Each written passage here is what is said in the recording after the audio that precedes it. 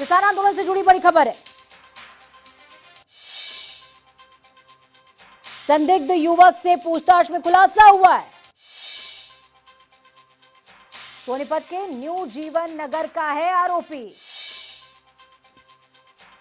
कुंडली और CIA police पूछताछ कर रही है। बेहद बड़ी और अहम जानकारी आपको दे रहे हैं इस वक्त की।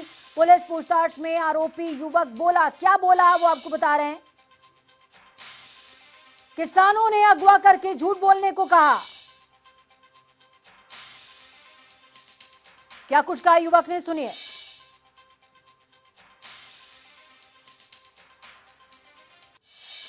उन्होंने मुझे ये कहा कि जैसा हम बोलेंगे वैसा करना है तुझे। फिर उन्होंने अगले दिन फिर मारा मुझे दारू पी के। अगले दिन फिर दूसरे जब लड़के को मारा, उन्होंने बोला कि जैसे ही इसको मार रहे हैं वैसे ही तेरे को मारेंगे अगर तूने जैसे हमको नहीं बोला। फिर मैंने उनको ये कहा, मैंने 112 नंबर पे भी कॉल मिलाई, मैंने उनको कहा कि मेरे को पुलिस के हवाले कर दो। उन्होंने बोला हम किसी के हवाले नहीं करेंगे, हम अगर मारते हैं तो हम किसी को बताते भी नहीं, मार काट के फेंक देंगे और पता भी नहीं लगेगा। उनके पास वो लड़के हैं जो जिनके पास पहले कंप्लेंट भी है, और उन्होंने पाइपों से जिस लड़के को मारा है वो अधमरी हालत में है, उसको उठा के लेके गए हैं वहां से, ट्रॉली में भी रखा था। फिर एक रात जो वहां पे 2-4 लड़के हैं उन्होंने मुझे काफी मारा था, इतना ज्यादा कि दारू पिला के। फिर वो आगे गया, आगे जाके उन्होंने ये कहा कि जो कि जैसे हम तेरे को बोलेंगे तेरे को प्रेस के आगे वहां बोलना है। तो काफी सारे साथ थे। फिर मैंने एक वहां पे स्टोरी बनाई कि मुझे भाई पुलिस वाले ने ऐसे बोला कि भाई प्रदीप एसएचओ राय थाने का ऐसे ऐसे बोला मुझे कि भाई ऐसे ऐसे टीम है ना, मेरे 10 लड़के आएंगे, फायरिंग करनी है 26 तारीख के बाद, ये करना है। फिर मैंने वैसे ही बोला कि मैंने कहा अगर छूटना होगा तो मुझे इसके लिए झूठ का सहारा लेना पड़ेगा, और वहां जाके जैसे जैसे मैं पुलिस को बता दूंगा कि उन्होंने मेरे से ऐसे बर्ताव करा। फिर मुझे वो अलग से रूम में ले गए। अलग से रूम में ले जाके उन्होंने फिर मुझे समझाया कि यार अगर तेरे को बोल देगा तो हम रात को छोड़ देंगे। उन्होंने मुझे ये शो नहीं होने दिया कि हमने पुलिस को कंप्लेंट दे दी है तेरी। फिर उन्होंने जब प्रेस के आगे मैंने बोला तो उन्होंने मेरे पीछे से गर्दन पे एक चुटकी भरी थी, ऐसे ऐसे भरी थी यहाँ पे ऐसे। उन्होंने मुझे यहाँ पे मार भी रखा है, आंख पे भी है। उन्होंने मुझे थप्पड़ वप्पड़ भी मारे थे। फिर उन्होंने मुझे कहा अब तेरे को जैसे प्रेस में बोलना। मैंने कहा ठीक है सर, मुझे जैसे बोलना मैं वैसे बोल दूंगा। मैंने उनको बोल दिया कि भाई ऐसी ऐसी बात थी, प्रदीप सिंह एसएचओ का 10 लड़के आने थे राजधानी से, और एक लड़का और आया था जो हरियाणा का है, उसने सारा पूछ के वहां पे डिटेल ली थी। फिर जब मैंने बोला तब मुझे पुलिस लेके यहाँ पे आ गई थी। इसमें कोई और लड़के शामिल हैं? नहीं सर, मेरे साथ कोई नहीं, मैंने सिर्फ झूठी कहानी बनाई थी। जो 4 लड़के हैं, एक लड़के को तो उन्होंने वो कह रहे थे कि हमने मार दिया, और जो दूसरा है वो अभी भी उनकी कस्टडी में है। अब उनको मार रहा नहीं है, उनको पाइपों से मारा उन्होंने। कहाँ का है लड़का? बेहद बड़ी खबर है इस वक्त की। संदिग्ध युवक पूछताछ मामले से जुड़ी बेहद बड़ी खबर आपको बता दें, जनता टीवी ने युवक के परिवार से खास बातचीत की है।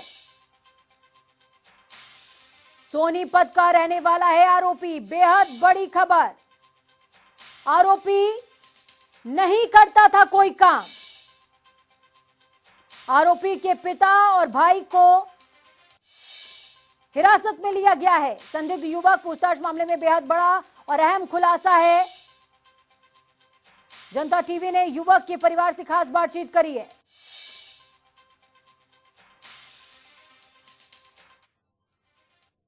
ये वो उधर अदालत में गया होगा, उधर से पकड़ा था इन्होंने। अब नहीं, हमारे को नहीं बताया कि मैं वहाँ गया हूँ करके नहीं बताया मेरे को। हमारे को बोला मैं ड्यूटी जा रहा हूँ, और शाम को नहीं आया। जब 8:28 पर हमने कॉल किया, बोला मैं दोस्तों के साथ हूँ, कल सुबह आऊँगा। अब मेरे को जानकारी नहीं मिली। हमारे को कल रात को 2:30 पर आए थे पुलिस वाले, और उसके पापा को और उसके भाई को भी लेके गए। अब तक वो आए नहीं है वापस।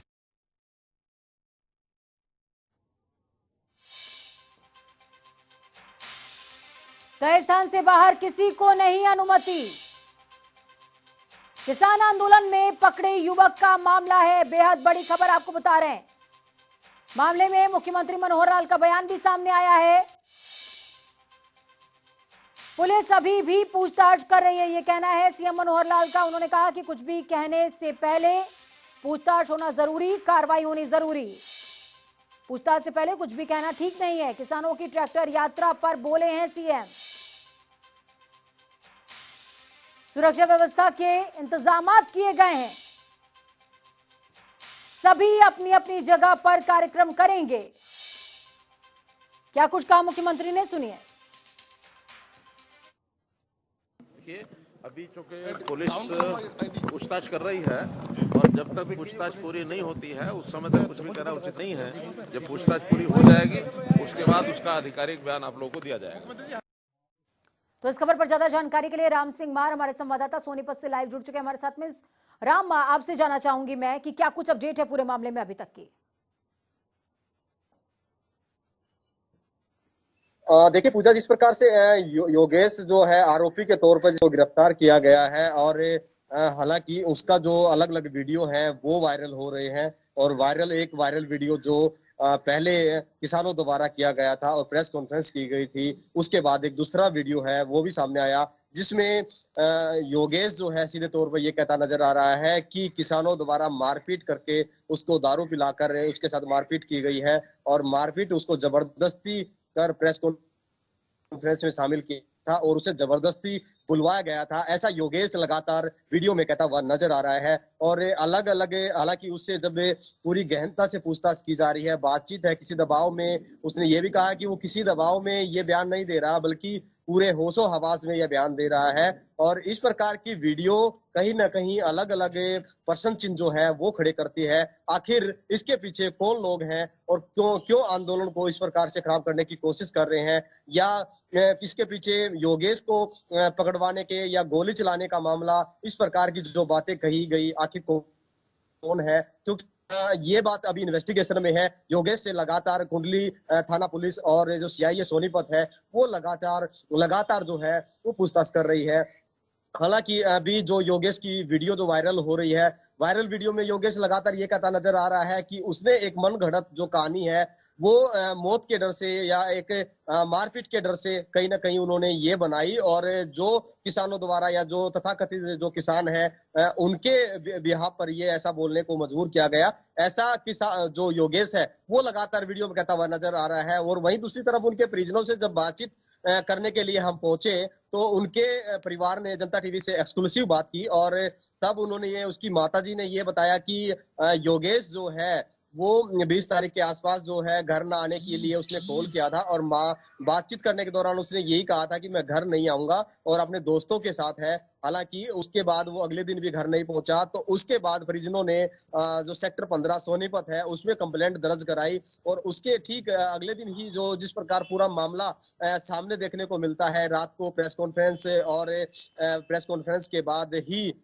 मामला जैसे पुलिस के संज्ञान में आता है, उसके तुरंत बाद जो है उसके पिता यानी कि योगेश के पिता और उसके भाई को सोनीपत के न्यू जीवन नगर से रात को ही हिरासत में लिया जाता है और पूछताछ के लिए लगातार जो पुलिस है वो हिरासत में जरूर ले रही है, एक इन्वेस्टिगेशन का हिस्सा होता है और उसी के तहत उसको हिरासत में लिया गया है। हालांकि जब उसकी मां से हम बातचीत कर रहे थे उसकी मां ने बिल्कुल खुलकर बात करी और खुलकर ये भी बताया कि उसका जो बेटा है वो किसी भी प्रकार का काम तो नहीं करता लेकिन इस प्रकार के मामलों में वो कहीं ना कहीं संलिप्त नहीं है और बिल्कुल वो लगातार जो है बातचीत करने की कोशिश उनके घर वालों ने की तो उसका नंबर बंद था। जब उन्होंने शिकायत दर्ज कराई बावजूद उसके हमेशा यूं होता है कि जब भी बच्चों से कोई गलती होती है तो माँ बाप उन्हें डिफेंड करने का काम करते ही हैं और ये बहुत बड़ी बात है। मैं आपसे ये समझना चाहूंगी कि क्या इस युवक के संपर्क में जितने लोग थे उनसे पूछताछ की गई है और अगर पूछताछ हुई है तो ये पूछताछ, ये कार्रवाई कहां तक पहुंची है अभी तक? देखिए पूजा, सबसे पहले एक बात अधूरी रह गई थी, वो बात मैं अपने दर्शकों को जरूर बता देना चाहता हूं। जैसे ही हमने उसकी मां से बात करी उसके ठीक 10 मिनट बाद ही जो स्पेशल स्टाफ है उसकी टीम आती है और उसकी मां को भी गिरफ्तार कर लिया गया है, यानी कि हिरासत में लिया है। गिरफ्तार हुआ नहीं हुआ उस बारे में हम पुष्टि नहीं कर सकते, लेकिन उसकी मां को हिरासत में जरूर लिया गया है पूछताछ के लिए। और हालांकि कुछ अन्य युवक जो है वीडियो वायरल वीडियो में योगेश जरूर कह रहा है, हालांकि वो भी एक पुलिस की इन्वेस्टिगेशन का हिस्सा है। पुलिस इस बारे में ऑफिशियल कोई बाइट जो है जानकारी अभी नहीं आई है, जानकारी के बाद ही ये तय हो पाएगा आखिर कितने लोगों को हिरासत में लिया गया है और किन से इस बारे में पूछताछ की जा रही है। हालांकि अभी तक जो है लगातार इन्वेस्टिगेशन चल रही है। हालांकि पुलिस इस मामले में जानकारी देने वाली थी लेकिन किन्हीं कारणों के चलते अभी तक जो है पुलिस द्वारा जानकारी नहीं दी गई है, शायद इस लिहाज से कि पूरी जानकारी राम, जांच का विषय है ये अपने आप में। और प्रश्न चिन्ह इस बात का भी कि जो युवक पहले झूठ बोल रहा था, क्या प्रमाण है इस बात का कि वो अब